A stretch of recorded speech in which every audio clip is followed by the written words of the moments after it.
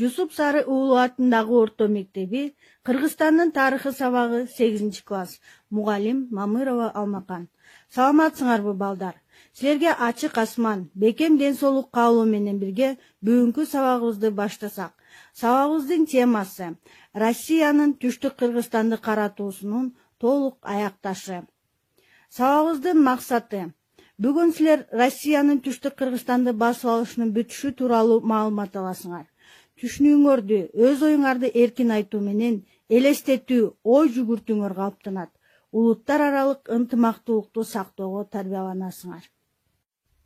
Кокон хандыгы жоюлган кезде түштүк Кыргызстандын тоолуу аймактары, Алай жана башка айрым өрөөндөр орус мамлекетине каратыла элек болгон.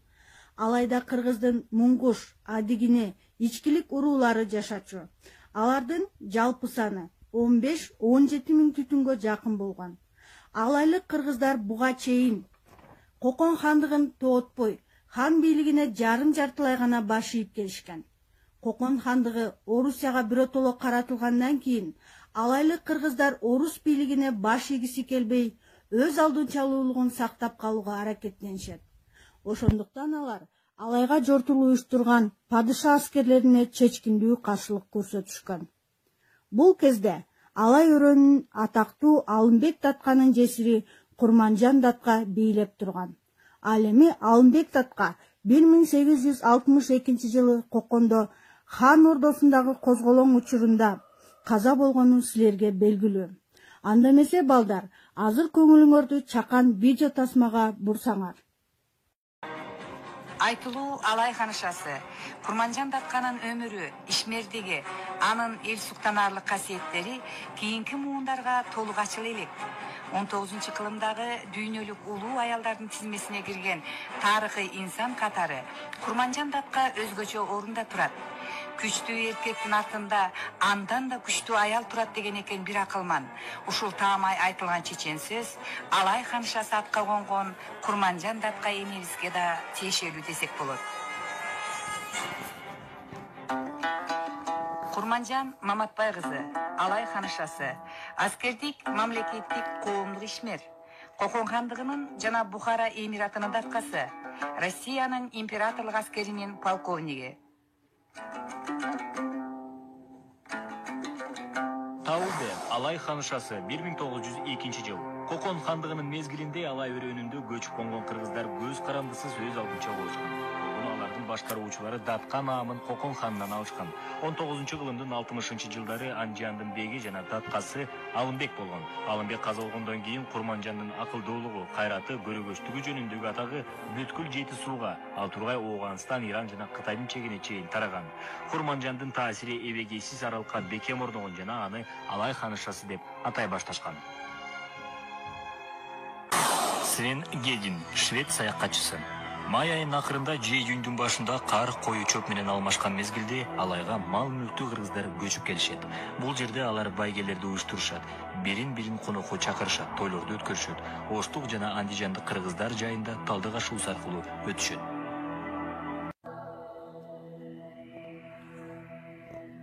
Кыргыз элинин мифологиялык түшүнүгүндө тотемге сыйынуу бар экендиги анык. Андыктан эл дайыма суктанган, кадырлаган каармандарын күчтүн символу менен катар көрүшөт. Курманжан Датканын колдоочу пиринин жолборс болгондугу Курманжандын күчтүү инсан катары калкы кадырлап өтө жогору баалагандыгынан кабар берет.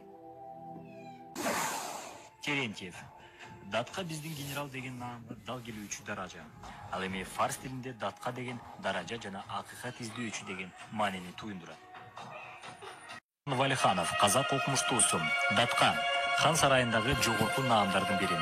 Ранг жөнүндөгү табелдер боюнча хандыктагы 4-чү адам.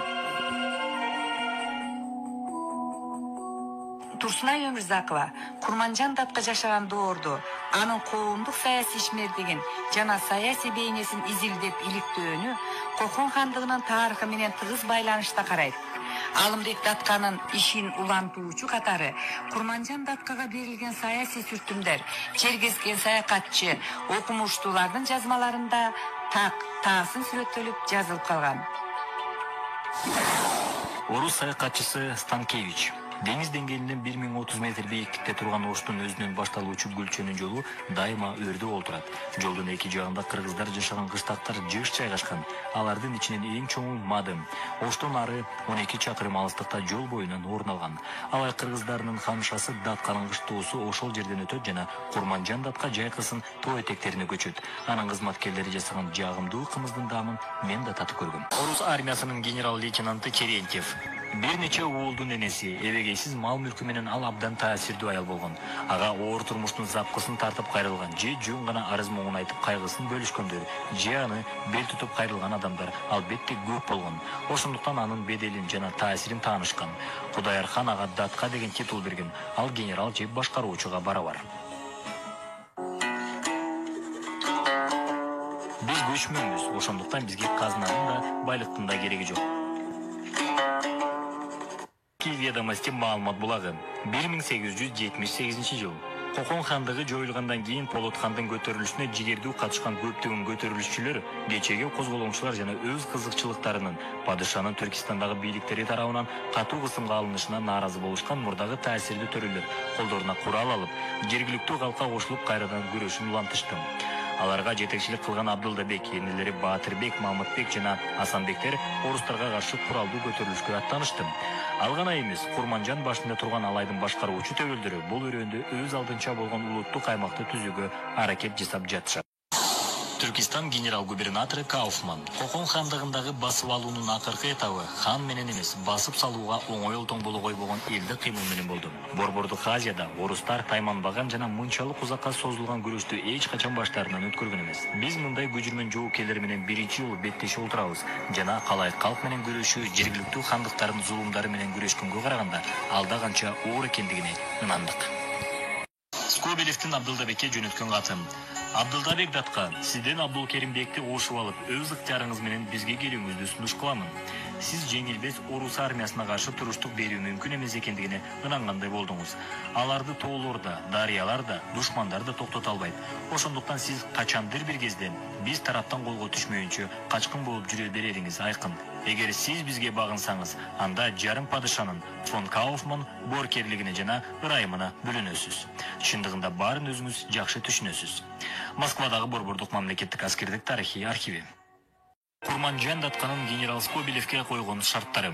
Орус аскерлерине каршы куралдуу көтөрүлүшкө катышкан элди жазалоо, туткунга түшкөн жоокерлерди бошотуу, алардын туулган жерлерине кайтып келүүлөрүнө каршы болбоо, мал мүлкүн тартып албоо, согуштан жабыркаган элге алыс салыктын өлчөмүн азайтуу, жергиликтүү элдин укуктарын чектебөө, диний укуктарын чектебөө, аймактагы мечит медреселерди бузбоо, жергиликтүү элдин үрп адаттарына кийлигишпөө.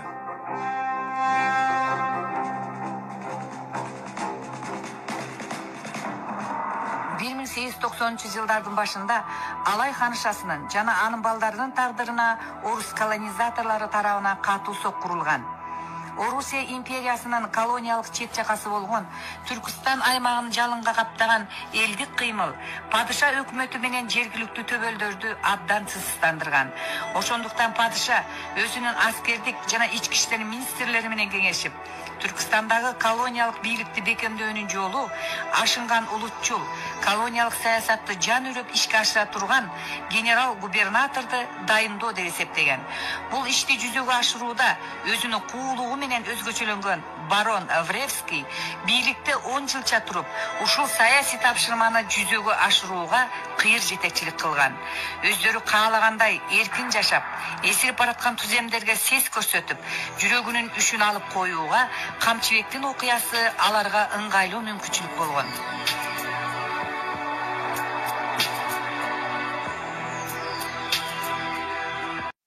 Ошентип балдар 1873-1876 жылдардагы элди кыймылдын аякталышы жана алай кыргыздарынын 1876 жылдардын аягында орус букаралыгын таануусу менен Түштүк Кыргызстан Россияга биротоло караган.